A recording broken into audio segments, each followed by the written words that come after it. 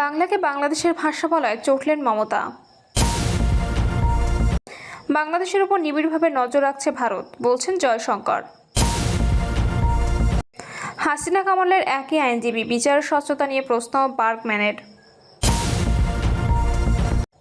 এবং সর্বশেষ জানাবো, শিবির বিভিন্ন প্ল্যাটফর্ম থেকে অভ্যুত্থানকে চালিয়ে নিয়ে গেছে, বলছেন মাহফুজ আলম। শুনছিলেন সংবাদ শিরোনাম, এবারে বিস্তারিত। বাংলাদেশের উপর নিবিড়ভাবে নজর রাখছে ভারত, বলছেন জয়শঙ্কর। ভারতের রাষ্ট্রীয় স্বার্থ ও নিরাপত্তার জন্যই নয়াদিল্লি বাংলাদেশের যে কোনো ব্যাপারে বিশেষভাবে মনোযোগী। বাংলাদেশের উপর ভারত নিবিড়ভাবে নজর রাখছে বলে জানিয়েছেন ভারতের পররাষ্ট্রমন্ত্রী এস জয়শঙ্কর। ভারতের পার্লামেন্ট লোকসভায় বর্ষাকালীন অধিবেশন চলছে। অধিবেশনে তাকে বিজেপির এক এমপি বলেন, সম্প্রতি ঢাকা বিশ্ববিদ্যালয়ের সালতানাত ই বাংলা নামের একটি ইসলামপন্থী গোষ্ঠী তথাকথিত গ্রেটার বাংলাদেশ নামে একটি মানচিত্র প্রকাশ করে। ভারতের একাধিক রাজ্য সেই মানচিত্রে বাংলাদেশি ভূখণ্ড হিসেবে প্রদর্শন করা হয়। বিভিন্ন সূত্রে জানা গেছে যে সালতানাত ই বাংলা নামের এই গোষ্ঠীটি তুরস্ক ভিত্তিক এনজিও তার্কিশ উইথ ফেডারেশনের সহায়তা ও মদতপুষ্ট। আমরা এ ব্যাপারে কেন্দ্রীয় পররাষ্ট্রমন্ত্রীর দৃষ্টি আকর্ষণ করছি। জবাবে জয়শঙ্কর বলেন, আমরা এই ইস্যুতে বাংলাদেশ সরকারের সঙ্গে যোগাযোগ করেছি। সরকারি ফ্যাক্ট চেকার প্ল্যাটফর্ম বাংলা ফ্যাক্টের বরাত দিয়ে বাংলাদেশের সরকার আমাদের জানিয়েছে যে 2025 সালে 14 এপ্রিল পহেলা বৈশাখ উপলক্ষে ঢাকা বিশ্ববিদ্যালয় ক্যাম্পাসে একটি ইতিহাস সম্পর্কিত প্রদর্শনীর আয়োজন করা হয়েছিল। সেখানে মধ্যযুগের বাংলায় একটি মানচিত্র প্রদর্শন করা হয়েছিল। ওই প্রদর্শনীতে যারা আয়োজক ছিলেন তারা বাংলাদেশের সরকারকে বলেছেন যে কোনো বিদেশি সংস্থা বা গোষ্ঠীর সঙ্গে তাদের সম্পর্ক নেই। বাংলাদেশ সরকারের পক্ষ থেকে আরও বলা হয়েছে, সালতানাতি বাংলা নামের কোনো সংগঠন বা গোষ্ঠীর অস্তিত্ব বাংলাদেশে নেই। জয়শঙ্কর বলেন, আমরা জাতীয় স্বার্থ সংক্রান্ত বিষয়গুলোতে বাংলাদেশের প্রতি বিশেষভাবে মনোযোগী। ভারতের অভ্যন্তরীণ নিরাপত্তা সংক্রান্ত বিভিন্ন ইস্যুতে বাংলাদেশের উপর আমরা নিবিড় নজর রাখছি এবং অভ্যন্তরীণ নিরাপত্তাকে সর্বোচ্চ গুরুত্ব দিয়ে আমরা এগোচ্ছি। হাসিনা কামালের একই আইনজীবী, বিচারের স্বচ্ছতা নিয়ে প্রশ্ন বার্গম্যানের। হাসিনা কামালের একই আইনজীবী বিচারের গত বছরের জুলাই মাসে সংঘটিত গণ অভ্যুত্থানের সময় মানবতাবিরোধী অপরাধের অভিযোগে ক্ষমতাচ্যুত প্রধানমন্ত্রী শেখ হাসিনার অনুপস্থিতিতে তার বিচার আনুষ্ঠানিকভাবে শুরু হয়েছে। আন্তর্জাতিক অপরাধ ট্রাইব্যুনাল 1-এ প্রসিকিউশনের সূচনা বক্তব্যে এই সাক্ষ্য গ্রহণের মধ্য দিয়ে এ বিচার প্রক্রিয়া সূচনা হয়। এ ঘটনাকে কেন্দ্র করে যুক্তরাজ্য ভিত্তিক সাংবাদিক ও আন্তর্জাতিক অপরাধ ট্রাইব্যুনালের বিষয়ে দীর্ঘদিন লেখালেখি করা ডেভিড বার্গম্যান একটি মন্তব্যমূলক ফেসবুক পোস্ট লেখেন, যেখানে তিনি বিচার প্রক্রিয়া নিয়ে 3টি মূল বিষয়ে উদ্বেগ প্রকাশ করেন। পোস্টে ডেভিড বার্গম্যান লিখেছেন, মানবতাবিরোধী অপরাধের অভিযোগে বাংলাদেশের সাবেক প্রধানমন্ত্রী শেখ হাসিনার অনুপস্থিতিতে তার বিচারের প্রথম দিন অনুষ্ঠিত হয়েছে। সুষ্ঠু বিচার নিশ্চিত করার ক্ষেত্রে আমার কিছু উদ্বেগ রয়েছে। প্রথমত, আসামিপক্ষে রাষ্ট্রনিযুক্ত এক আইনজীবী। 2 মক্কেলের ট্রাইব্যুনাল শেখ হাসিনার পক্ষে যে আইনজীবী নিয়োগ দিয়েছেন তিনি কেবল সাবেক প্রধানমন্ত্রীর নয়, তার সঙ্গে অভিযুক্ত সাবেক স্বরাষ্ট্রমন্ত্রী আসাদুজ্জামান খানেরও আইনজীবী। আসাদুজ্জামান খানও পলাতক। এটি বড় ধরনের সম্ভাব্য স্বার্থের সংঘাতের সমস্যা তৈরি করে, যা তাদের প্রত্যেকের যথাযথ আইনি সুরক্ষা প্রাপ্তিতে বাধা। কারণ বিচারের এই 2 অভিযুক্ত ব্যক্তির স্পষ্টতই একেবারে ভিন্ন স্বার্থ থাকতে পারে।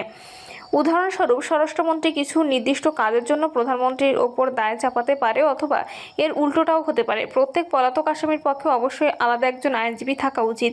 সিদ্ধান্তটি ট্রাইব্যুনালকে নিতে হবে। দ্বিতীয়ত, আত্মপক্ষ সমর্থনের প্রস্তুতির সময় 2 অভিযুক্ত ব্যক্তির রাষ্ট্রনিযুক্ত আইনজীবী 25শে জুন 2025 তারিখে অর্থাৎ বিচার শুরুর 5 সপ্তাহ আগে প্রসিকিউশনে সরবরাহ করা সব স্বাক্ষর প্রমাণ পেয়েছেন। আমি মনে করি কোনো আইনজীবীর পক্ষে উভয় মক্কেলের জন্য যথাযথ আত্মপক্ষ সমর্থনের কৌশল তৈরির জন্য প্রয়োজনীয় গবেষণা ও অন্যান্য কাজ সম্পন্ন করা অসম্ভব, বিশেষ করে যখন আইনজীবী তার মক্কেলের সঙ্গে যোগাযোগ করতে পারছেন না।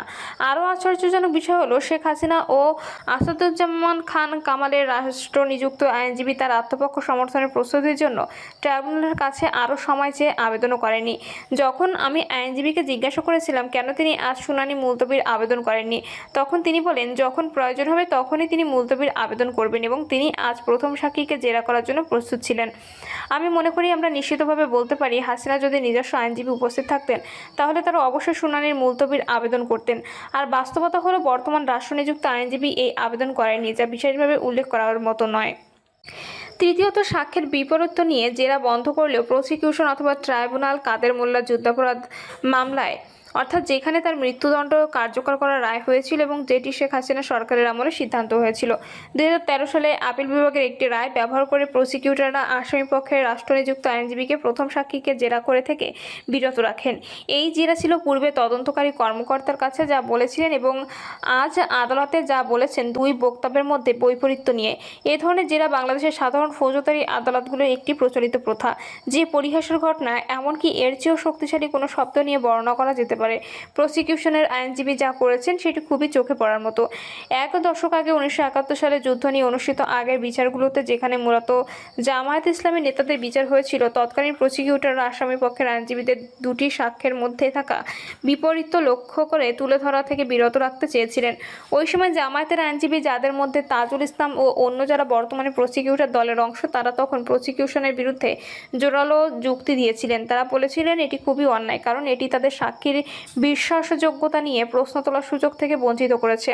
যখন কাদের মোল্লার মামলার বিষয়টি আপিল বিভাগে আসে, তখন প্রধান বিচারপতি সিনহা তার রায়ে প্রসিকিউশনের পক্ষ থেকে বলেছিলেন আইসিটি আইন ও বিধিতে এই সুযোগ নেই। সুতরাং এখন আমরা এমন একটি পরিস্থিতি দেখছি যেখানে বর্তমান চিফ প্রসিকিউটর তাজুল ইসলাম সেই একই আপিল বিভাগের রায় ব্যবহার করেছেন, যে রায়ের ফলে তিনি একসময় যেসব ব্যক্তির পক্ষে আইনি লড়াই করেছিলেন তাদের একজনের মৃত্যুদণ্ড কার্যকর হয়েছিল। সেই একই নিয়ম তিনি প্রয়োগ করার চেষ্টা করেছেন, যা তিনি অতীতে আসামিপক্ষের আইনজীবীর জন্য অত্যন্ত অন্যায্য বলে মনে করেছিলেন, আর ট্রাইব্যুনাল বিচারকেরা তা মেনে নিয়েছেন। আমি যখন তাজুল ইসলামকে এই বিষয়ে জিজ্ঞাসা করলাম, তখন তিনি বললেন আইন পরিবর্তন না হওয়া পর্যন্ত এটি আপিল বিভাগের নির্দেশনা। জেরা শেষে ট্রাইব্যুনালের চেয়ারম্যান আসামিপক্ষে রাষ্ট্রনিযুক্ত আইনজীবীকে একটি ভালো জেরা করার জন্য অভিনন্দন জানিয়ে এবং অদ্ভুত মন্তব্য করেছেন। আসামিপক্ষের আইনজীবী জেরা করার ক্ষমতা যখন উল্লেখযোগ্যভাবে কমানো হয়েছে, তখন তিনি কিভাবে এমন মন্তব্য করতে পারেন তা পরিষ্কার নয়।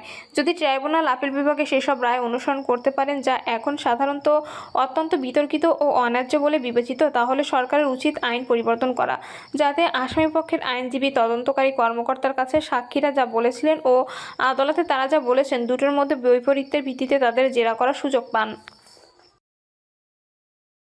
প্রিয় দর্শক, এই ছিল এখনকার সর্বশেষ সংবাদ।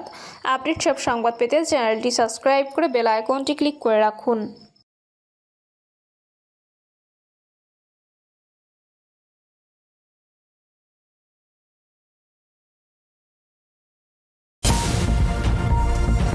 বাংলাকে বাংলাদেশের ভাষা বলায় চটলেন মমতা। বাংলাকে বাংলাদেশের ভাষা বলে উল্লেখ করায় দিল্লির পুলিশের উপর তীব্র ক্ষোভ প্রকাশ করেছেন ভারতের পশ্চিমবঙ্গের মুখ্যমন্ত্রী মমতা বন্দ্যোপাধ্যায়। তিনি এমন ক্ষুব্ধ প্রতিক্রিয়া ব্যক্ত করেন। দিল্লি পুলিশের ওই চিঠিতে অপমানজনক, দেশবিরোধী ও অসাংবিধানিক বলে আখ্যা দেন মমতা। দিল্লির বঙ্গভবনে অফিসার ইনচার্জকে পাঠানো একটি চিঠিকে ঘিরে এই বিতর্ক সৃষ্টি হয়েছে। ওই চিঠি ফরেনার্স অ্যাক্ট এর আওতায় করা একটি মামলায় তদন্তের প্রসঙ্গে লেখা হয়েছে বলে দাবি করা হচ্ছে। মমতা বলেন, দেখুন কিভাবে কেন্দ্রীয় স্বরাষ্ট্র মন্ত্রণালয়ের প্রত্যক্ষ নিয়ন্ত্রণে থাকা দিল্লি পুলিশ বাংলা ভাষাকে বাংলাদেশি ভাষা হিসেবে বর্ণনা করেছে। এটি বাঙালিদের চরম অপমান। তিনি আরও বলেন, বাংলা শুধু আমার মাতৃভাষা নয়, এটি রবীন্দ্রনাথ ঠাকুর ও স্বামী বিবেকানন্দর ভাষা। ভারতীয় জাতীয় সঙ্গীত জনগণমন আর জাতীয় গান বন্দে মাতরম দুটির বাংলা ভাষায় লেখা। কোটি কোটি ভারতীয় এই ভাষায় কথা বলেন ও লেখেন। ভারতীয় সংবিধান যে ভাষাকে স্বীকৃতি দিয়েছে তাকে এখন বাংলাদেশি ভাষা বলা হচ্ছে। মমতা বলেন, এই ভাষা ব্যবহার করে দেশের সব বাংলা ভাষাভাষীদের অপমান করা হয়েছে। আমরা এর তীব্র প্রতিবাদ জানাই। তৃণমূল কংগ্রেস দলের পক্ষ থেকে সোশ্যাল মিডিয়া প্ল্যাটফর্ম এক্সে দেওয়া এক পোস্টে অভিযোগ করা হয়, দিল্লির একটি মামলায় 8 জন সন্দেহভাজন বাংলাদেশি নাগরিককে গ্রেপ্তারের পর পুলিশ বঙ্গভবনে চিঠি পাঠিয়ে বাংলাদেশের জাতীয় ভাষার জন্য অনুবাদক চেয়েছে। এই ঘটনাকে কেন্দ্র করে সামাজিক মাধ্যমে ব্যাপক প্রতিক্রিয়া ছড়িয়ে পড়ে।